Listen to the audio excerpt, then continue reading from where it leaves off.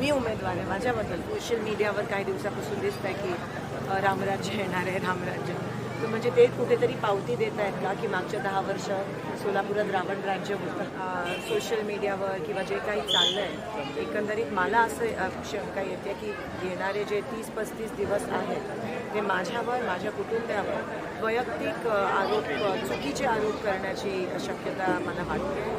चुकीचे इन्फॉर्मेशन किंवा चारित्र्यहनन करण्याची पण शक्यता नाकारू शकत नाही. कारण ते नेहमीच प्रचार एकदम खालच्या पातळीला घेऊन जातात की मागचे 10 वर्ष तुम्ही जे काही केलं त्याचा लेखाजोखा आम्हाला लोकांना समोर द्या आणि त्या विषयावर आपण इलेक्शन लढू. आणि आपण इलेक्शन लढतोय विकासाच्या मुद्द्यावर.